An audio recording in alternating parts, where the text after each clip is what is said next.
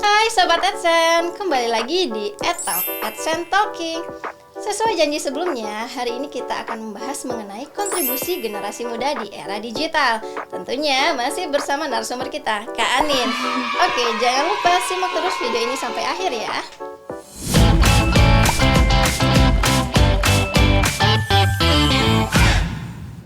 Sobat AdSense, Kak Anin ini merupakan seorang konten kreator, betul ya Kak? Betul. Nah, saat ini aktif di TikTok. Nah, saat ini Kak Anin punya followers itu sekitar 186.000.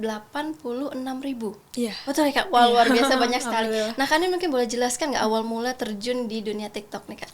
Oke, sebenarnya awalnya itu baru tahun lalu sih Mbak, sekitar bulan Juli apa Agustus ya. Jadi aku awalnya kan lagi libur tuh, udah libur semester. Nah pas libur semester posisinya aku gabut kan gitu. Abis itu kayak aku tuh nggak punya TikTok sebelumnya. Aku main IG doang sebenarnya.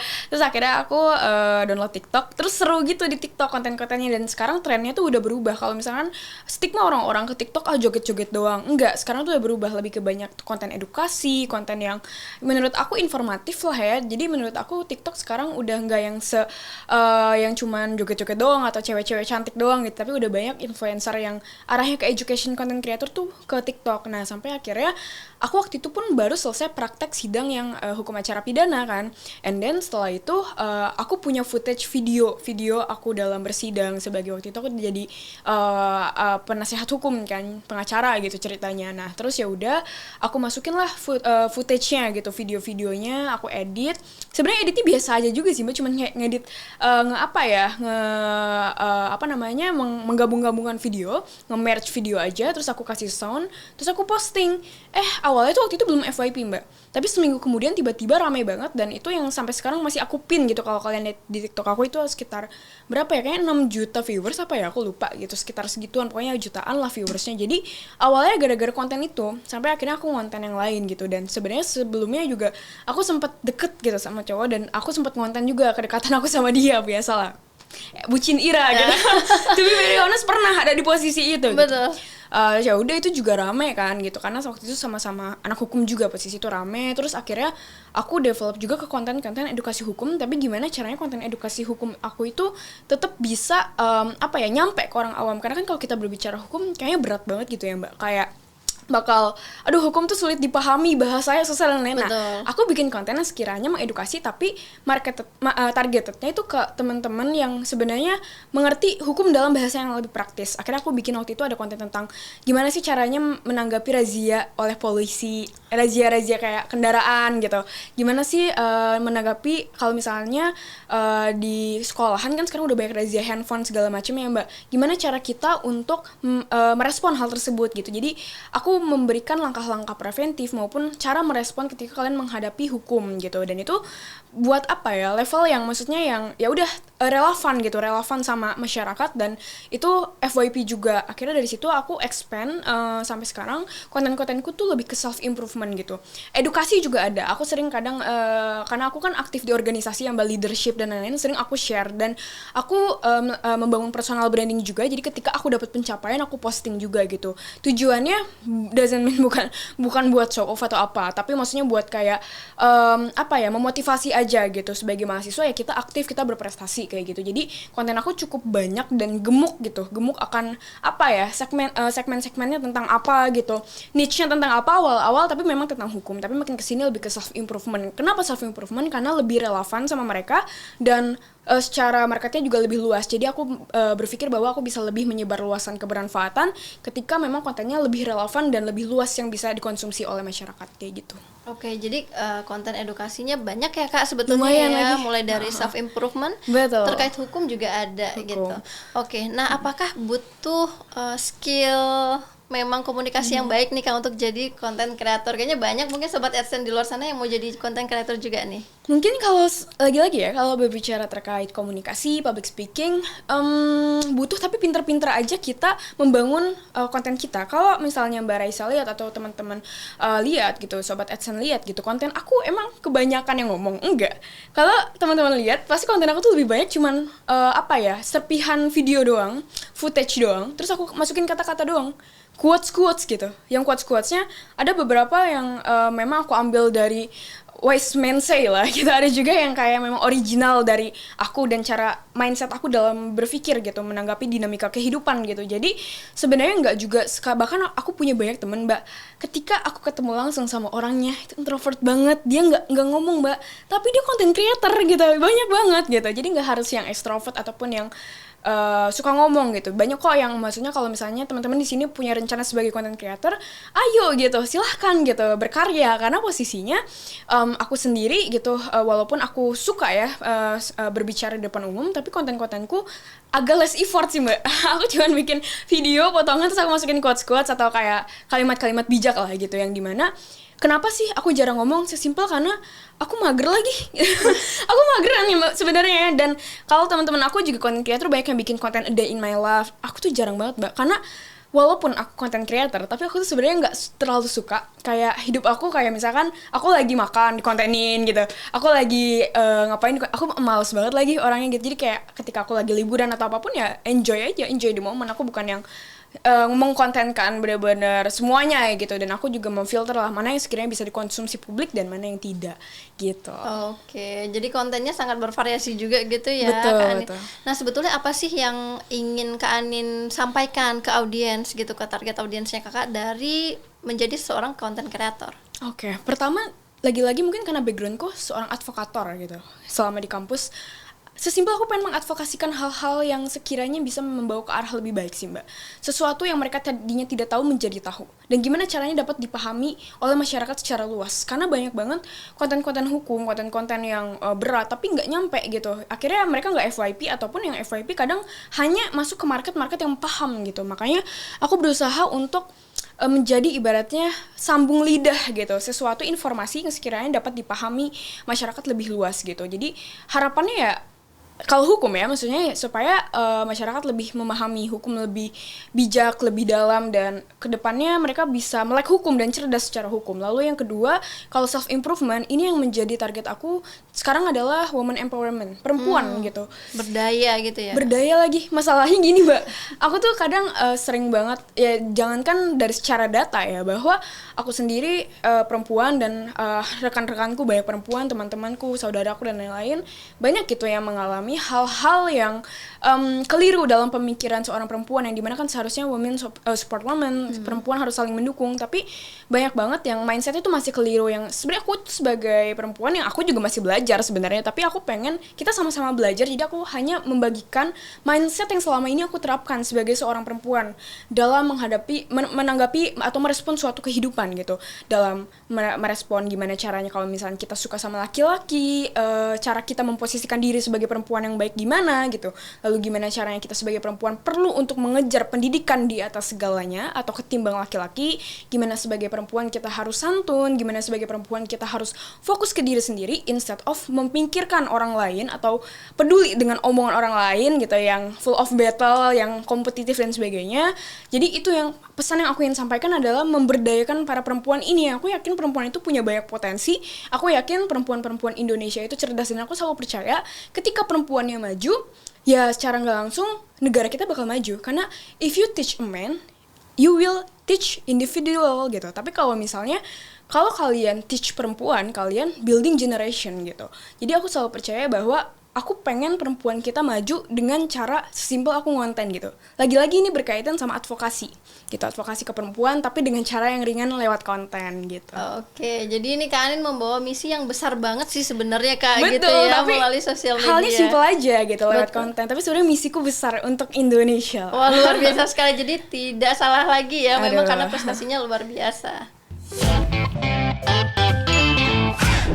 Sobat AdSense, tentunya di era digital sekarang kita tetap harus terbuka dan juga selektif ya terhadap perkembangan yang ada. Nah, Kak Anin, sekarang tuh lagi ada yang tren banget nih loh Kak, istilah cegil premium. Waduh. Sebetulnya apa sih? Kalau Kak Anin ini lekat banget ya sama istilah cegil premium. Apa sih Kak sebetulnya dan kenapa itu jadi Iya. melekat sekali di Kak Anin? Iya nih, menarik banget sih. Tapi mungkin aku jelasin dari awal ya. Jadi awalnya kalau misalnya kalian lihat di beberapa kontenku, aku membawa tren cegil premium gitu. Tapi awalnya banget itu bukan konten aku. Jadi waktu itu ada kayak aku melihat di FYP, ada waktu aku lagi live bersama mas saudaraku gitu.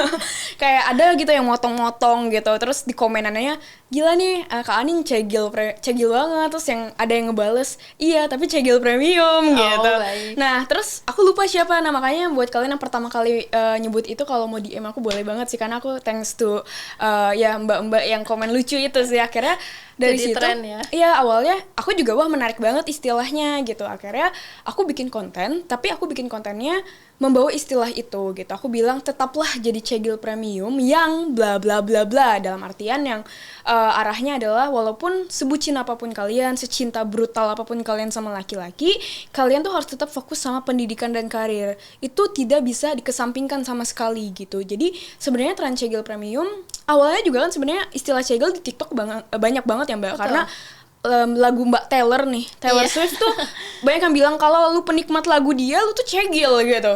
Jadi istilah cegelnya banget sih udah lama gitu. Cuman konotasi cegil tuh masih yang kayak agak rada negatif sih. Nggak negatif sih, lucu-lucuan, sebenarnya tinggal perspektif aja. Tapi memang beberapa orang kayak istilah cegil tuh kasar loh gitu, atau yang kayak kenapa sih harus cegil gitu, apalagi kalau misalnya konteksnya mau ngejar pendidikan ya bukan cegil gitu. Tapi menurut aku konteksnya adalah aku ingin meluruskan mindset yang cewek-cewek yang masih bucin gitu, yang punya pacar ataupun yang lagi mengejar seseorang, it's okay bucin, it's okay kalian cinta brutal, tapi ingat kalian harus tetap mengejar pendidikan kalian, karir kalian, dan juga tetap menjaga harga diri kalian lah. Sebenarnya sesimpel gitu aja kontennya gitu. Dan akhirnya banyak yang suka sama si cegil premium itu. Dan waktu itu aku tidak melebalkan diri aku cegil premium, enggak, aku cuma bilang tetaplah jadi cegil premium agar bla bla bla bla.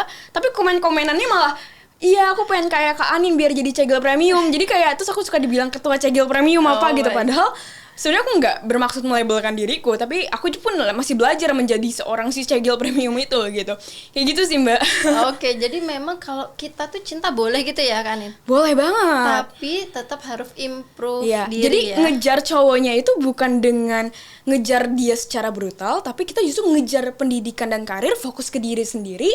Nanti biar bikin dia ngejar kita gitu. Sebenarnya arahnya tuh ke situ gitu. Tapi memang ada pros and cons kadang kalau di konten-konten kayak gitu. Karena kan istilah cegil ya agak gimana, kayak ya kalau misalnya lu premium harusnya nggak cegil dong gitu. Tapi sebenarnya seru-seruan aja sih, dan gimana cara kita mandang hal tersebut aja. Hidup kan kadang nggak seserius itu juga. Sama nggak sih dengan memantaskan diri? Betul, itu tujuannya itu Mbak. Karena, dan aku seneng banget Mbak, setelah istilah itu muncul banyak banget teman-teman audiensku, aku memanggilnya sahabat-sahabat perempuanku biasanya, mereka tuh DM aku kayak, Kak Anin, aku berhasil menjadi cegil premium, aku berhasil fokus ke diri sendiri, aku memantaskan diri, aku membenahi diri aku sekarang dapat prestasi ABCD, dan sekarang cowok yang aku suka ngejar aku. Kayak gitu. Jadi kayak balik lagi, misi aku tersampaikan Mbak. Misi aku berhasil gitu untuk mengedukasi, tapi gimana caranya mengedukasinya yang fun aja dan pakai tren-tren yang sekiranya ringan untuk mereka ikutin gitu. Dan itu banyak banget akhirnya konten-konten pengen jadi cegil premium kayak Kak Anin atau dan lain-lain gitu. Tapi ini berdasarkan pengalaman pribadi nggak nih Kak Anin? Waduh. Tapi aku kalau suka sama cowok, pasti aku selalu suka cowok yang lebih di atas aku, ataupun cowok-cowok yang inspiring, yang pada akhirnya menginspirasi aku, dan aku berusaha untuk memantaskan diri buat dia gitu. Jadi sama-sama berprestasi bareng-bareng gitu ya? Iya, jadi biar selalu improve gitu. Improve gitu bareng sih. ya? Betul. Wah, luar biasa banget. Jadi iya, berdasarkan pribadi. Oke, dicatat ya Sobat Eta. Nah, Kak Anin, tadi kan sudah ada ya beberapa mungkin pro and kontranya gitu ya dalam kita bersosial media. Nah, ini kan follower Kak Anin sudah 186.000 lebih ya sebetulnya. Dan suka dukanya apa sih sebetulnya jadi content creator ini? Sukanya aku seneng karena bisa menginspirasi, karena misi utama aku adalah bisa mengedukasi, menginspirasi, dan alhamdulillah ternyata impactnya tuh nyata gitu. Akhirnya banyak orang yang berambisi untuk mengejar karirnya, terutama perempuan gitu. Aku seneng lah. Jadi walaupun ya mungkin enggak yang benar-benar semua 100% audiensku bisa berubah atau apa gitu, tapi banyak lah Mbak, alhamdulillah yang DM gitu, yang melaporkan, bahkan ngelaporin, Kak aku menang juara apa. Wah, aku seneng banget sih itu. Terus yang kedua, sukanya adalah alhamdulillah sih jadinya kayak aku semakin aku dikenal, ya aku semakin bisa lebih menyebarluaskan kebermanfaatan gitu. Itu sih. Mungkin kalau dukanya sendiri adalah posisinya lebih ke yang nggak terlepas ya Mbak, kayak ada yang pros and cons tadi. Kadang juga di kontenku bersama saudaraku juga masih kayak ada aja lah gitu, yang misalnya seakan-akan kayak, karena kan aku brandingnya hukum banget Mbak awalnya, hukum, edukasi, terus tiba-tiba kontennya rada ke arah bucin. Sebenarnya bukan bucin, kan itu aku menjelaskan perjalanan aku bersama saudaraku dalam tumbuh kembang kita. Betul. Gitu. Bertumbuh bersama gitu iya, ya. cuman tapi kan ada beberapa yang maunya kita tuh stay in karakter yang awal gitu. Anin seorang edukasi hukum, Sadam ya sebut merek nggak apa-apa lah ya. Mas saudaraku kontennya adalah di debate gitu. Nah tapi banyak orang yang pengennya kita stay in karakter. Jadi ketika kita mulai transisi ke konten yang seperti itu, ya mereka adalah yang konsnya gitu. Padahal sebenarnya sesimpel apapun yang aku bagikan, aku selalu percaya aku ingin menginspirasi teman-teman gitu. Nah jadi dukanya ya sebenarnya selalu ada yang mungkin ya aku dituntut untuk menjadi apa yang mereka mau gitu, yang padahal aku sebenarnya manusia biasa teman-teman gitu, yang kayak sesimpel ya, aku dan saudaraku kadang juga sama kayak sering dipaksa kayak menjelaskan hubungan kita, klarifikasi segala macam. Sebenarnya ada ranah privasi nih yang tidak bisa dibagikan di belakang aja gitu. Jadi sebenarnya ya it is what it is yang terjadi bersama aku, dan dia itu di belakang aja teman-teman gitu, karena pribadi lah gitu. Kayak gitu sih. Sisanya lebih ke jadinya aku kadang memang ada kehilangan sedikit privasi aku sih Mbak, dan selalu dituntut sempurna gitu. Iya, karena kan memang kita seperti role model mungkin ya kan ini ya. Betul. Jadi padahal manusia tempatnya salah ya. Aku juga kadang yang nggak sebijak itulah manusia biasa. Itu sih. Oke, jadi tantangannya sebetulnya adalah memenuhi ekspektasi. Betul gitu ya. Itu tantangan sebagai konten kreator. Betul, bahkan ke masalah personal gitu. Mengarahnya ke personal yang ya aku agak sedikit menyayangkan lah, ada beberapa kadang yang ya ekspektasinya tinggi dan lain-lain gitu. Padahal kan hidup berjalan aja gitu. Nah kan ini kan untuk menjadi konten kreator kan tidak bisa hanya diam saja. Artinya mungkin kita perlu riset, kita perlu kreatif gitu ya dalam membuat konten-konten. Nah dari Kak Anin sendiri ada inspirasi khusus nggak sih dari mana konten itu berasal? Inspirasi khusus sesimpel karena aku suka baca buku. Jadi kayak aku sempat baca beberapa buku, terus kayak ya udah dari situ aku terinspirasi dari cara berpikir yang buku itu sampaikan. Ya aku bawa lagi, aku kemas lagi dengan ditambah aku kombinasikan dengan cara berpikirku. Ya inspirasinya mostly dari buku, sisanya lebih ke dari tontonan apa yang aku tonton. Aku pernah nonton film, movies gitu yang benar-benar itu juga kan zaman sekarang tontonan banyak yang tontonannya romance dan lain-lain, tapi ada edukasi di dalamnya, ya aku bawa lagi. Jadi lebih ke based on apa yang aku baca, apa yang aku lihat, apa yang aku tonton, apa yang aku dengar, dan nggak terlepas dari pengalaman pribadi aku gitu. Yang setelah ini kan aku 23 tahun ya dalam mengarungi kehidupan 23 tahun ini gimana gitu kan, ada ups and downs, pahit-pahitnya. Mungkin yang kalian lihat Anin tuh enak gitu, tidak teman-teman gitu. Maksudnya kayak banyak banget aku ditempa berbagai berat dan peliknya kehidupan lah gitu, yang itu mungkin yang bisa menjadikan aku sekarang lebih bijak dalam memandang kehidupan, yang itu akhirnya aku sampaikan ke mereka, aku sharekan gitu. Gitu sih. Jadi ada memang tujuan khusus gitu ya Kak sebetulnya ya dalam membuat konten. Oke, nah untuk jadi seorang konten kreator kan sebetulnya juga tidak bisa kerja sendiri kadang ya Kak. Kita butuh mungkin bantuan-bantuan lain, rekan-rekan lain, relasi-relasi lain. Ada nggak? Mungkin Kak Anin mungkin boleh cerita satu pengalaman aja yang cukup berkesan dengan konten kreator lain nih dalam membuat sebuah konten, atau kira-kira apa nih yang selama ini berkesan sekali gitu dengan membangun relasi sama orang lain. Oke, ini aku hanya bagikan di sini. Kalau misalnya aku awal konten TikTok tuh Mbak, yang support aku tuh mas saudaraku sebenarnya. Dari awal dia yang menyuruh aku ngonten, dia bilang kayak gini ke aku. Kan awalnya dia lebih lama main TikTok. Aku belum main TikTok. Aku bahkan gak punya aplikasi TikTok waktu itu. Terus dia bilang ke aku kayak gini, kayak waktu kita ngobrol gitu, kayak Nin, kayaknya lu harus jadi content creator juga deh, karena lu cocok. Dia bilang kayak gitu. Enggak lah, aku mah apa butiran debu gitu. Karena aku kayak gitu. Tapi dia bener-bener kayak support banget aku. Dia bahkan bilang kayak, lu tuh banyak prestasi Nin gitu, coba deh lu bikin inspirasi dari prestasi yang udah lu dapet, lu bagikan juga pengalaman lu cara dapetin itu gitu. Jadi awalnya kalau ditanya paling berkesan ya karena mas saudaraku tuh yang sangat-sangat mendorong aku. Bahkan dia yang kayak pas awal pertama aku FYP pun dia kayak yang nge-review gitu kontennya dan lain-lain, yang itu kontennya waktu itu masih tentang hukum dan lain-lain. Dia tuh sangat appreciate aku. Terus ketika aku ada kerja sama brand atau apapun, aku yang dikit-dikit konsul ke dia gitu. Jadi benar-benar dia yang support aku dari awal sampai benar-benar ya aku bisa di titik ini pun nggak terlepas dia yang kayak kadang kan kita dapat kayak hal yang tidak mengenakan juga gitu, head comment atau apapun itu. Kadang aku cerita ke dia gitu, tapi dia yang kayak itu mah nggak penting ditanggapin bla. Jadi kayak benar-benar yang support itu dia gitu. Jadi mungkin pengalaman berkesan adalah cara aku berani untuk menampilkan diri aku di sosial media itu karena dia gitu. Mungkin kalau dia waktu itu nggak nyuruh aku konten, aku nggak akan konten, karena sebenarnya orang yang pinter tuh banyak, Mbak. Bahkan aku bisa bilang yang pinter dari aku di Eva banyak, di manapun banyak gitu. Tapi kan gimana caranya kita berani untuk unjuk gigi gitu di depan kamera dan lain-lain. Dan itu tuh mentalnya harus besar, Mbak, karena konsekuensinya banyak gitu. Kita kadang jadi kehilangan privasi kita karena mereka mengkorek-korek kehidupan pribadi kita gitu. Terus juga aku dituntut sempurna karena yang aku tampilkan memang yang nggak terlepas yang aku filter yang bisa menginspirasi kan. Jadinya kayaknya buat mereka Anin tuh selalu sempurna, dan itu yang jadi tuntutan publik. Nah, itu gimana caranya aku bangun mentalitas tersebut, ya sebenarnya support sistemnya mas saudaraku itu. Oke, kan itu untungnya juga mungkin punya partner yang juga konten kreator, betul ya Kak ya? Iya, udah FHUI, udah konten kreator bareng, apalagi nih lomba berikutnya bareng. Oke deh. Nah, jadi memang ini banyak banget sebenarnya kisah-kisah yang menarik ya, pengalaman-pengalaman yang mungkin Kak Anin miliki sebetulnya selama jadi konten kreator gitu. Dan punya mentor, punya temen yang sama gitu ya. Jatuhnya dia mentorku juga mentor sih. Ya. Mentor juga. Karena juga seorang konten kreator yang lebih dulu, lebih suhu gitu. Lebih suhu, lebih sepuh gitu. Iya. Gitu. Oke, nah Kak Anin, jadi memang Sobat AdSense sendiri kita banyak belajar ya mengenai konten kreator. Mungkin banyak di luar sana yang mau jadi konten kreator seperti Kak Anin gitu ya.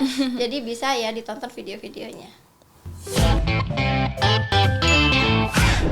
Nah, gimana Sobat Esen? Senang banget ya mendengar cerita dari Kak Anin. Jadi ternyata di era digital ini banyak sekali ya tantangannya, tapi kita bisa membentuk itu jadi sesuatu yang lebih bermanfaat. Nah, untuk kalian yang masih penasaran dengan Kak Anin, silakan tulis di kolom komentar. Dan jangan lupa Sobat Esen, follow semua sosial media @sen.id. Akhir kata, sampai jumpa. Bye.